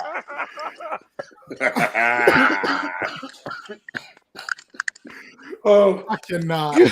You gotta do Superman chat, man. You gotta do some dancing too. What the word?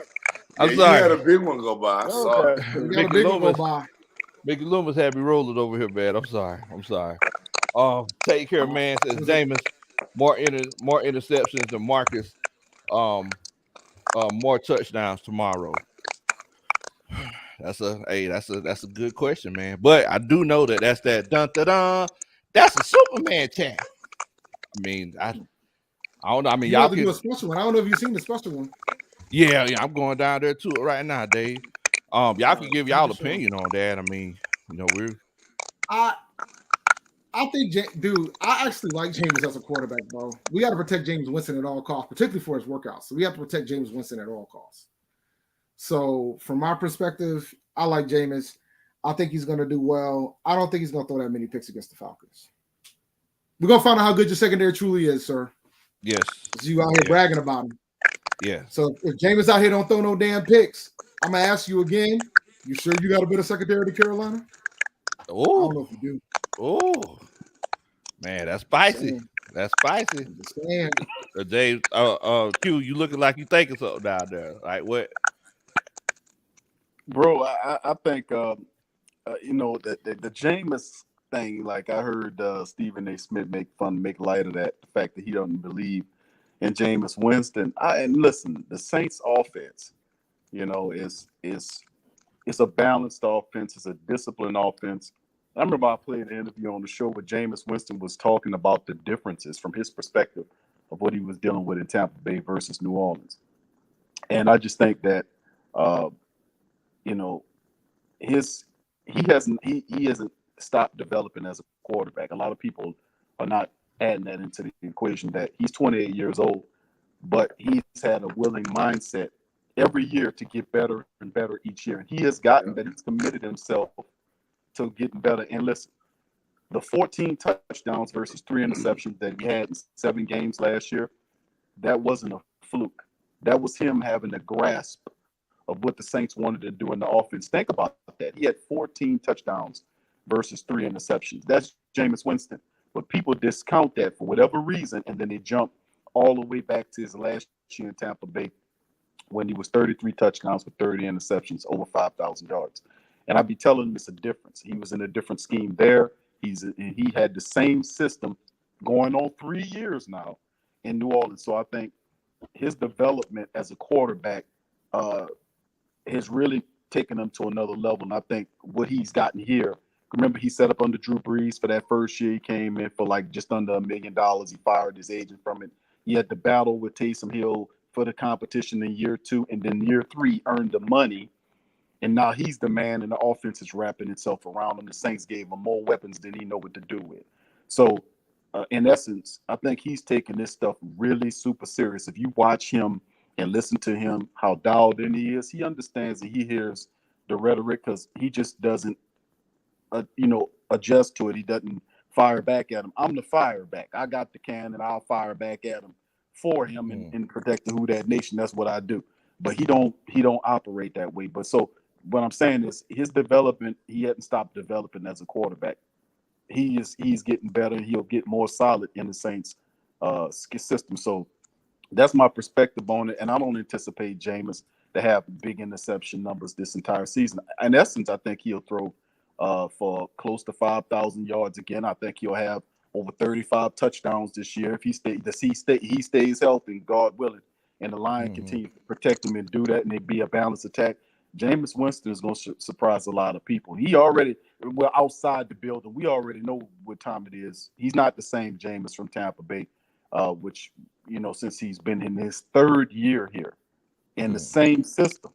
Let me say that because Brother James made a great point to point out that he was in different systems out there in Tampa Bay. This is the 3rd system. I mean, his 3rd year in the same system. It's a big difference. So I don't anticipate a lot of interceptions from Jameis Winston. Just to kind of throw some water on that Atlanta person's commentary. Okay. Now we do got a special Superman chat. So basically, looks like tell ZWB says tell them Big Low Kuntry. I think the Falcons might low key have the best coaching staff in the division. Now look, so since I don't know if y'all know the rule. Now since the Superman chat is over $9.99, then we have to do a special one. Now, if I could have, I'm sorry, go ahead, Dave. You got 2 to do. Yeah, I got another one to do too.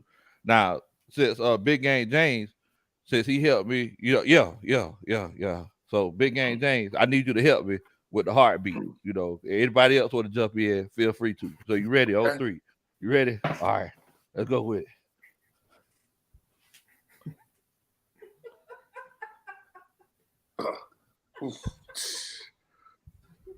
Da da da! That's a Superman check. There it is. Man, gotta love it, man. Gotta love it. We got one more. Then we got I'm trying to find it. My apologies. A Love says, here's to the person that had the crackling in their mic. Well, appreciate it. Thank you so much. My grandmama's house. He said crackling. That's that. Dun, dun, dun. That's a Superman chat. Thank you. Appreciate that so much. Oh man. Well, look, man. I definitely appreciated chopping it up with y'all at the eve of the season. Man, want to wish good luck to y'all, but not too good of luck to y'all because we're trying to be as successful as we can here in Atlanta. I'm just being transparent, just being transparent. So. At least I got the Braves. I got the Braves. Got the Braves. This year we're gonna have the Falcons, Bo. We coming for you. No, I don't know about that. We coming for you. Thursday night football. Even though technically you don't have the Braves because they in Cobb County, so they kind of not really in Atlanta no more. It's out of Metro Atlanta area, Dave. Metro Atlanta. No, don't do that. I know what Cobb County is about. Don't do that. They do that. They would cancel. They would stop giving y'all tax money if they could, and you know it. Oh man. Man, hey, I can't say You nothing. know I'm it. in Cobb County, so I can't say nothing. I can't say nothing today. I'm in Cobb County. Look, man, I live. Look. I might live in one of the most liberal states in the country in Rhode Island, but let me tell you something. Where I live, they don't like the politicians here. There's your clue for the day. Wow, man.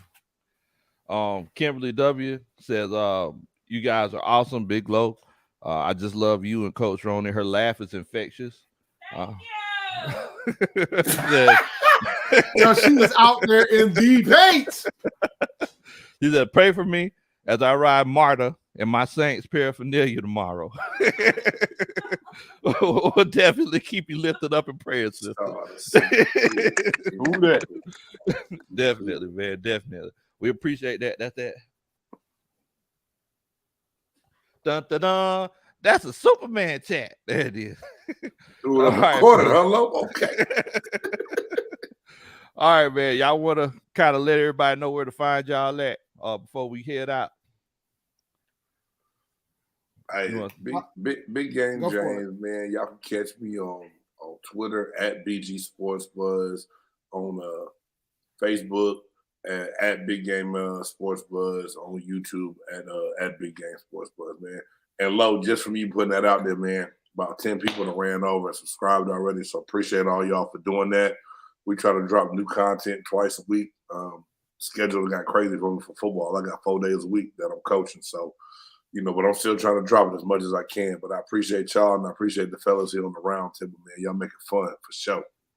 Definitely, man. Definitely. Once again, y'all make sure. What'd you say, babe? Definitely. Excuse me. Once again, y'all make sure that y'all subscribe to Big Game James. Go over there to his channel. If he's in the 800s, we're trying to get him up to 1,000. So make sure that y'all subscribe to Big Game James. Dave, you are represent for you and Rashad. Let everybody know where y'all at. All right, man. We're on Twitter at Panther Nation PC. We're on YouTube, PNP, Rashad and Dave. Check us out there. We're on TikTok, even though it's kind of fell off, but we're on Instagram as well. We're on Facebook. Cause man, look, man, we old, bro. I ain't about that TikTok life. No, but Dave, just to, no. now that we are officially in the NFL season, I do my fantasy Q&A right before the lineups pop off. 11:30 a.m. on Sundays. Monday we go live, typically at 8:30 p.m. Eastern Standard Time. Rashad actually wants to get more education, so it's going to be 9 o'clock till he's done with school. Tuesdays I'll talk about waiver wire for fantasy football. Wednesdays we will be doing our game previews for our next opponent. And breaking news, we pop in when we need to pop in. But make sure you follow Big Game James as well. All you folks that's within PNP, he got some pretty dope content over there. So make sure you go ahead and follow him. And if you guys want to figure out a way to figure out over-unders for yards and things of that sort for your favorite teams, go to Underdog Fantasy, use the code PNP, up to $100 deposit match. Just help my channel out, help yourself out, especially if you think your team's going to be as good as you claim it's going to be. Yes. Make sure that you go there, because I'm going to tell you something. Whenever I have questions about fantasy, I go check out Dave. And I'm gonna be honest with you, he be on point most of the time. He's on top of it like brown gravy. I try, Definitely. man. Definitely. I try. Big Q, you want to tell the folks where to find you at, my brother? Yes, sir. I appreciate you, Lo. Shout out to the great NFC South Super Friends panel, Big Game James, Brother Dave and Rashad, man, my dog Big Low. It's always fun, man, when we get together, man. We got to do at least 2-3 more of these things, man, throughout the season to keep touch with each other. But man, to all of the family members, thank y'all, man. We love the game, man. We love the rivalries we got going on. To locate where I'm at, my platform is called the Sports Coma on YouTube, or you could put the Sports Coma on Twitter, or even in Facebook, you'll find me. Or you can simply go to www.thewhothatdaily.com. That's where all our headquarter content is. We cover college football, pro basketball, the Pelicans, LSU Tigers, who just destroyed Southern, by the way. I'm looking at the numbers on it. Destroyed. Oh, my goodness. What was the final score? 67-65, 65-17. Oh, they did put up 17. They put up Wow. 17, 65. They put up more than A&T did with North Dakota State. Yeah. Out here. The only position I know for a fact we got them beat in is kicker. That's it. Damn. Our kicker's legit. Yeah. Wow. Our kicker's legit, and theirs not. Kicker missed the field goal in that game. Yeah, it was ugly, man. It was ugly. But but that's where we at, man, family. So holler at me at the Sports Coma on YouTube, and check us out there. Definitely. And for everybody out there that don't know me, my name is Big Low Kuntry.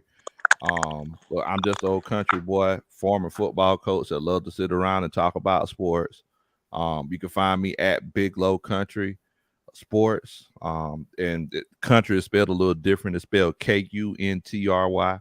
I didn't realize I was spelling it wrong until I graduated from college. So make sure that you go over there and subscribe to us. Also, we're going to try to keep the tradition alive. I'm going to do a quick pep rally tonight around 11:30 Eastern time. So, every night before the game, we do a pep rally. So make sure if you feel good, and whether you're a Saints fan, Panthers fan, Falcons fan, or Buccaneers fan, we get on there and we just have a good time. And, like I said, I'm going to be drinking a clear liquid. What's in my cup is in my cup. It might be water, it might be moonshine, but we're going to have a good time with it. Yeah, definitely. But don't drink too much, bro. And that pep rally, bro. I appreciate you getting the birds ready for tomorrow, brother. Definitely. Keep that hate out the heart, Dave. Keep that hate out the heart. Yo, you know what? Speaking of hate, y'all want to hear DJ Moore's story? Yes, of course. Oh, is this a story? I think it is. I'm sorry. Go ahead. But I know my two brothers down here by now know about it. So, as you guys know, PNP has representation at the training camp. Typically, Rashad goes to training camp, and typically when it's after practice, Rashad goes to get these autographs. So, here comes DJ Moore. Comes to Rashad and be like, "Oh, you the guys have been talking about me." And Rashad was like, "What are you talking about, man? You watch our show?" And DJ was like, "My brother watches your show." And then like somebody was talking about, "Yo, man, I got you on the fantasy team." And he was like, "If I hear one more thing about fantasy, one more time about how I play in fantasy, I'm gonna lose it," type of thing, right? So come to find out that his brother does watch the show, and I think, he obviously heard how critical I was from a fantasy perspective of how he's been playing. And he got back to him. So that tells me, folks be watching these shows, man. That's what's up. And on top of folks be watching. The players, their family members, they watch the show. They do. We got to interview Philly Brown, because I said that Steve Smith wasn't going to get first ballot because of the politics of it, and Philly Brown disagreed. He was in the chat. The next thing I know, we interviewed him later in the week. So these players, former players, they watch the show. So, but I just thought it was hilarious because Rashad got the friendly fire because he was giving him the heat. He ended up still signing his stuff and stuff, but DJ Moore was giving him the heat. Man, that's crazy. Rashad gonna have to square up on DJ Moore. That's crazy. Nah, man. And then Rashad, the next day, like we had the show, and he was like, "Look, bro, I'm out here taking your bullets." And I'm like, "Look, man. I didn't say nothing bad about DJ. I just showed the data." And then, of course, ironically enough, I just filmed the video to do the fancy spotlight on DJ Moore. Wow. Talking about what he could be as a fantasy wide receiver. And since pretty much all the drafts are over, I can go ahead and say it. The dude's got the potential to be a top five fantasy wide receiver in the NFL. All he has to do is upgrade, get a higher percentage of catches from his targets. Dude had the 5th most targets in the NFL last year, and the 4 that was above him was in the top 5. Oh, damn! Man. And if he does that and get more TDs, because he's never had more than 4 TDs in a season. If he just get up to 6 or 7, he's top 10. Damn, Dave, I needed to holler at you before my draft. I'm telling you, I told you, Dave. Dave is that dude. I told you. So like, it's just about, you look at the data, you figure out, all right, this makes sense, this doesn't make sense. DJ Moore had over 160 targets last year, bro. And I know everybody's gonna say, well, maybe it's because Chris McCaffrey was hurt. Bullshit. 2019, same thing. He's always in there at the top when it comes to the targets. Did he have like 20 He's just gotta targets? catch the bar at a higher percentage. He had like 20 targets week 1 last year. He had a lot. or something like Like that. he had a Yeah. like he. The thing is, man, when it comes to and here's another. It's a no-brainer, but I'll say it anyway. When it comes to drafting wide receivers, you want to get guys that's getting 10 targets a game. Targets turn to receptions, receptions turn to touchdowns. Simple as that. God love The it. more targets you get, the higher odds they might get in the end zone, get in the box. Man. Simple as that. Easy math. Well, I think the most beautiful thing about today is that some of us today all of us are happy. Tomorrow some of us are gonna have hurt feelings. You know, Definitely some one of us y'all are will. one between me and Q, one of us gonna have hurt feelings, one of us is gonna be over the moon, you know. And tomorrow you might be calling me the cow. That's all I'm saying, you know. Oh shit. Oh wow. But we'll see, man. We'll see. Well, look, fellas, I definitely appreciate y'all coming on to chill out with us. And as you can see, everybody who watches, they definitely enjoy when we get together. So hopefully sometime this season we'll be able to get together again. For sure. For sure. Definitely. Absolutely. Y'all take it easy, man. All right, man. Everybody be good. All right, Good guys. luck tomorrow. Man, Hey, shout out guys. to All right. man. Y'all be safe. Yes, sir. All right. Have a good one, guys.